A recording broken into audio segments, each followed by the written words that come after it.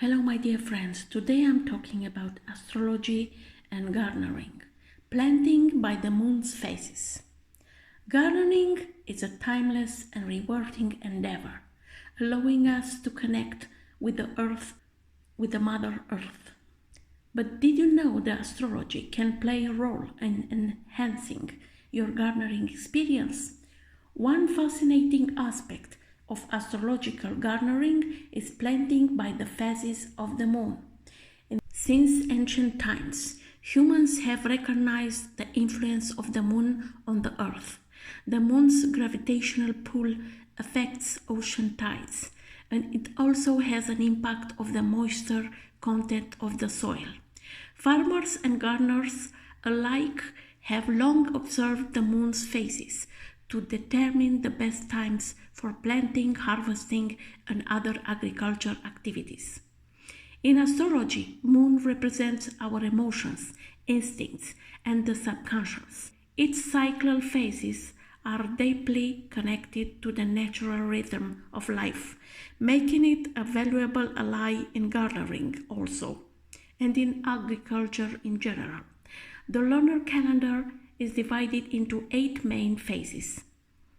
New moon, when the moon is not visible from Earth, making the beginning of the lunar cycle. Waxing crescent. A small sliver of the moon becomes visible, growing larger each night. First quarter. Half of the moon is illuminated, resembling a half moon. Waxing gibbous. More than half of the moon is visible and it continues to grow. Full moon. The entire face of the moon is illuminated. Waning gibbous. The illuminated portions decreases, moving towards a half moon shape. Last quarter. Half of the moon is illuminated, but is now on the opposite side from the first quarter. Waning crescent. A small sliver of the moon remains visible, shrinking each night until the new moon begins the new cycle. Each phase of the moon is associated with specific qualities and energies that can influence plant growth. By aligning your gardening activities with these phases, you can optimize your garden's health and productivity. The new moon marks a time of new beginnings. It's an excellent phase for planting seeds, as the earth energy is concentrated in the roots. Consider starting new plants, especially those that grow below ground, such as carrots, potatoes, and beets.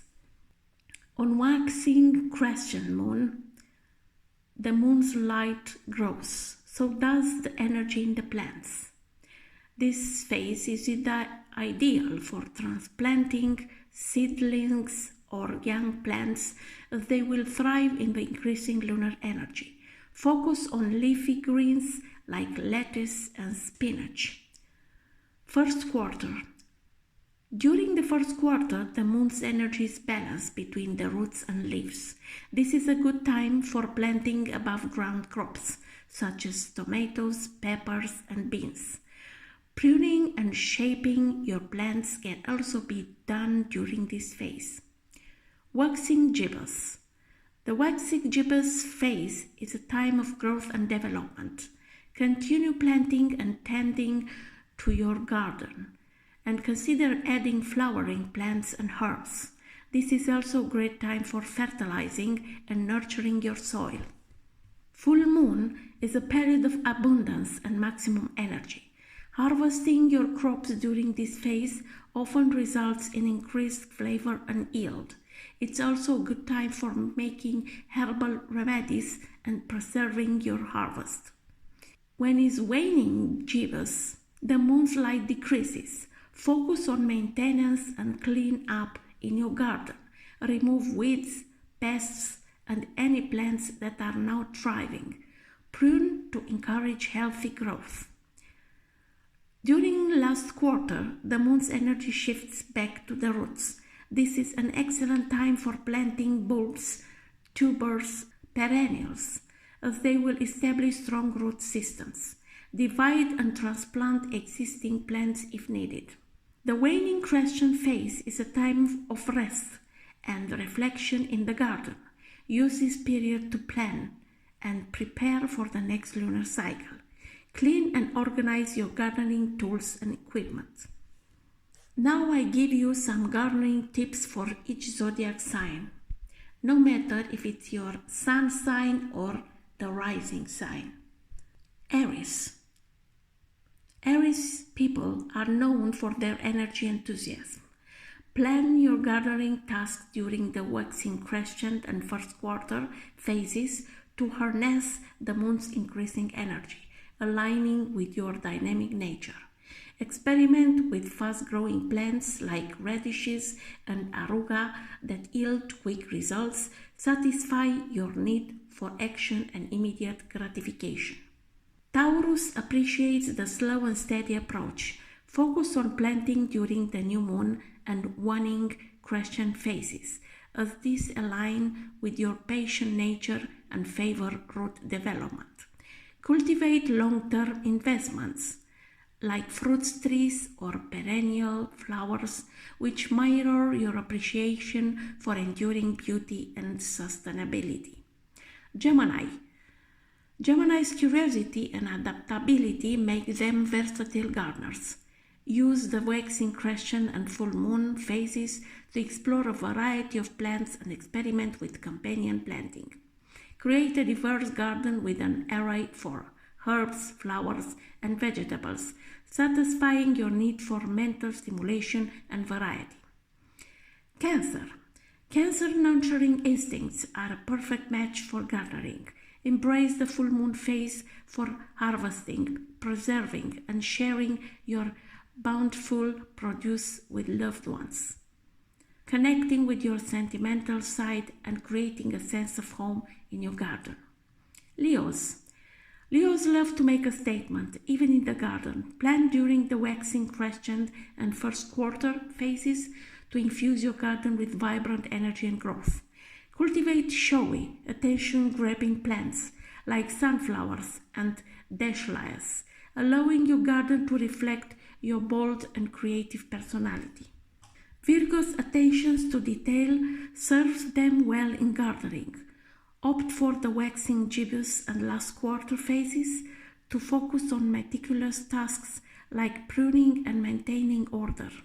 Create a well-organized garden plan. Complete your labels and a detailed schedule, aligning with your need for structure and efficiency.